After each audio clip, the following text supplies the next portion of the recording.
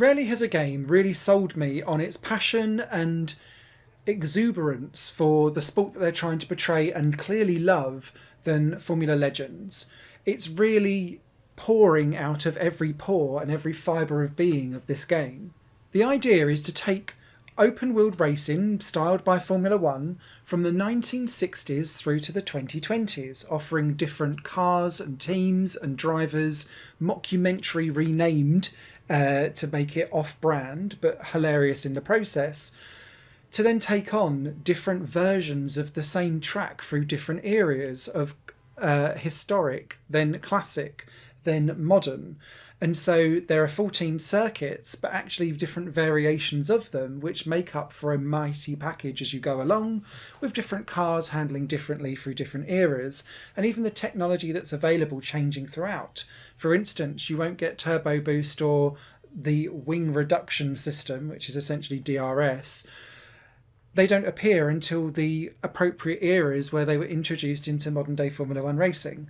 And so it mixes and matches as you move through the eras. What this then gives is probably one of the most complete tours of Formula One style racing that I've seen in a base game that has been released probably forever. And it's a real celebration of open world racing and all that it's done throughout the eras and ages. The issue for me comes for when you actually get onto the track to drive, because this game has some really unique physics and driving peccadillos that did not land well for me, and I want to kind of carve out who I think this game is for and who will enjoy it and what to be cautious around. The game is split into several different settings. The main one where you'll spend the most of your time, because this is a single player game, is the career mode. Career is split into different eras, and each era has, on the most part anyway, an early, a mid and a late version. So early 90s, mid 90s, late 90s. And all of the early tiers are available from the outset for you to pick and choose depending on where you want to go next. Inside those eras, you will then have 7 teams with 2 drivers each, making up the 14 drivers on the grid. Not all of those cars and teams and drivers will be available from the outset, because they become unlocked as you play more of the game. So if you complete a certain distance or complete a certain amount of races, maybe some podiums, a wins or a placement in a championship, starts to unlock different versions, maybe in that era or in different eras, of certain cars. And it's a really good progression because it keeps you just constantly chuntering away, trying out the different eras, trying out different teams and playing as different drivers, so that you can then experience the full breadth and depth of what Formula Legends has to offer. What's quite cool is that some of the later things that you unlock, where it's special drivers like the knockoff Alan Prost or Ayrton Senna, for example, come with specific bonuses or tweaks to their car that might make them better at acceleration or top speed or cornering or braking or tyre wear, if they were known specifically for these traits in the real world, even though this is their like mockumentary off-brand knockoff version. And so they can be quite valuable to unlock because they'll give you some upper hand in what is a very difficult to judge difficulty grading with this game. And I'll get onto that in a minute. All of the tracks can be unlocked through just racing and completing a race of them through this career structure too. And when you place well in the early, then unlock the mid and then the later versions. All of the tracks and cars that you unlock can then be played in free mode, build your own championship, or the online time trial mode where you can lap on against other online settings for the leaderboard, picking and choosing the era and track of your choice and going nuts. Whilst career mode gives you 2 qualification laps and a normally somewhere between 9 to 12 lap sprint race for you to try and win, that always requires a pit stop because of the way our tyre wear works in this game, you can alter all of these settings in your single player and choose your own championship mode. So you can have one quali hot lap, or you can have multiple. You can change the length of the races from anywhere from like a 3 race lap up to a 25 race lap. And you can also make the tyre wear, fuel and damage kind of scale depending on the era, or you can break out of that and try your own different versions of things as you go. There are assists such as steering assist, brake assist, traction control, and again you can turn all of those off. And I would generally recommend you do so because it will get you used to the handling for when you get out on track. There is a sliding scale on handling with this game that takes an awful lot of getting used to, and here comes the Marmite bit. The cars in this game handle more like boats. They're incredibly momentum based, but also very imprecise and inconsistent. So if you press your analog stick to the left, there is an immediate lag delay, which is, I appreciate, not the best way to describe that, but it's as if the whole vehicle is kind of tilting itself to a certain direction, and then the weight seems to carry it, and it will go from unresponsive to a really wide-tailed oversteer, because there is no tight turn in this game, as if the steering input will only take you a certain few degrees, whereas the AI are able to take hairpins and turns really, really tightly and quickly.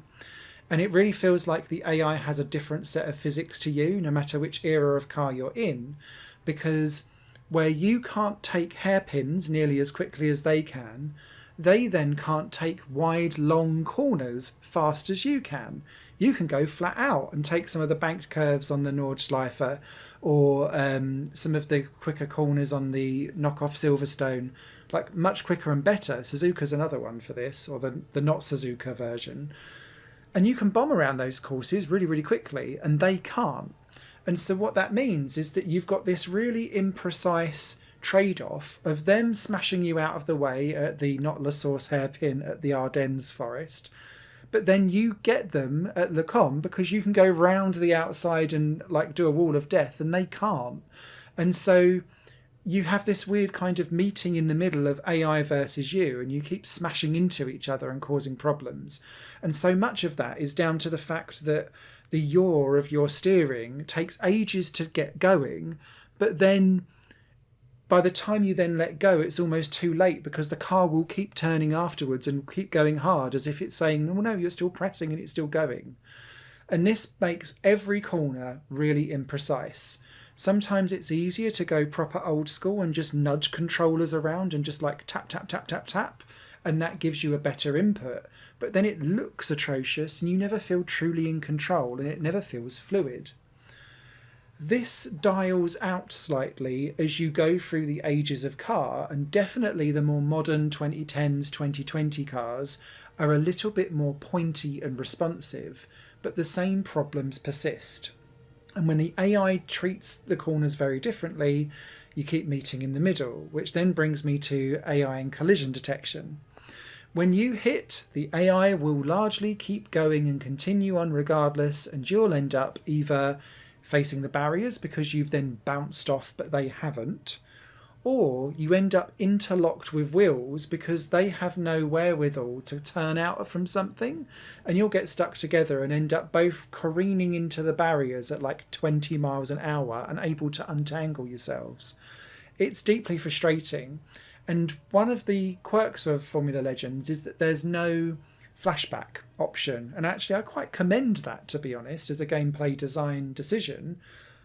But that means that all of these problems become really exemplified, because it could be you're lapping someone, or you're being lapped, or you're having a good battle for position, which I have to say happens rarely in this game, and you'll end up being taken out by something that either you can't see or you have no control over, or it's because of that change of the AI has a different physics engine to you, it seems. So therefore, it doesn't feel like it's in your control. And it's deeply frustrating to have this happen over and over and over again. And there's not a quick rewind, let's try it again. It's a full restart. And when in career, races normally last between 8 to 10 minutes per round, but you can go for like a proper half-hour race if you want to, if you're going extra long in your custom stuff. That's annoying. All of those issues then leading to the difficulty curve problem.